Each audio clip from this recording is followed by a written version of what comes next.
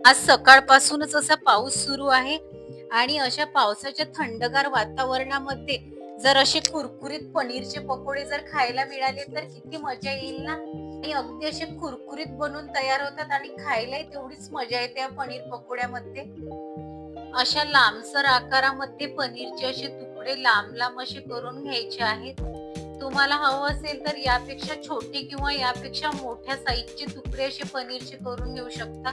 तर या साईज मध्ये असे पनीरचे तुकडे असे कट करून घेतले. पनीरचे तुकडे असे कट करून घेतल्यानंतर तिखट टाकून घ्यायचं. यामध्ये आता मसाले टाकून घ्यायचे. तिखट तुमच्या आवडीनुसार टाकून घ्यायचं आहे. पण थोडं जास्त असं तिखट टाकल्यानंतर या पकोड्याला स्वाद खूप छान येतो, म्हणून मी थोडंसं असं जास्त तिखट टाकून घेते. धने कूट टाकून घ्यायचं.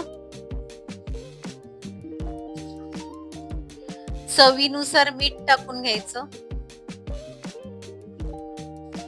कसुरी मेथी जाणार. 1 चम्मच कुठलाही गरम मसाला टाकून घ्यायचा, घरगुती टाकून घ्यायचा किंवा विकतचा सुद्धा टाकून घेऊ शकता.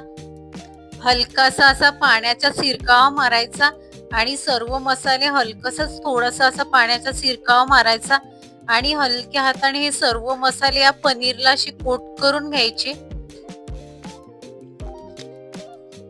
10 ते 5 मिनिट पनीर आपल्याला असं मुरत ठेवायचं आहे. सर्व मसाले असे कोट करून झाल्यानंतर जवळजवळ 10 मिनिट आपल्याला पनीर आणि मसाले असे मुरत ठेवायचे आहेत. मक्का पोहे घेतले. मक्का पोहे आपल्याला असे मिक्सर मधून बारीक करून घ्यायचे.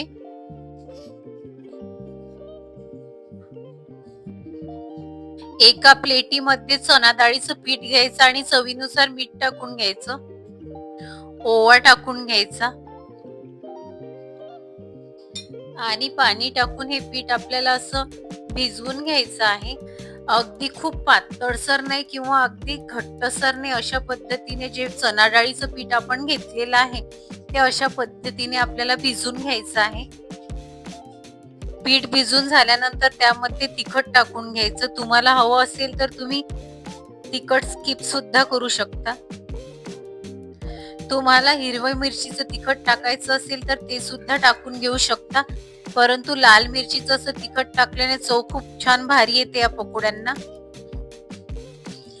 असा पनीरचा तुकडा घ्यायचा आणि जे चणा डाळीचं पीठ आपण भिजवायला ठेवलं होतं त्यामध्ये असं लावून घ्यायचं सर्व बाजूने चणा डाळीचं पीठ आणि मक्याच्या पोह्याचं जे आपण असं बारीकसर असं वाटण करून घेतलेलं आहे त्याला चारही बाजूंनी अशा पद्धतीने लावून घ्यायचं आणि तेलामध्ये असा सोडायचा हा पकोडा. कडकडीत तेल गरम झाल्यानंतर गॅस असा स्लो करून घ्यायचा आणि स्लो गॅसवर असे चांगले असे पकोडे तळून घ्यायचे. अगदी कुरकुरीत अशी पनीर पकोड्याची रेसिपी तयार झालेली आहे. ही रेसिपी तुम्हाला जराही आवडली असेल तर तुमच्या मित्रांमध्ये शेअर करायला अजिबातही विसरू नका.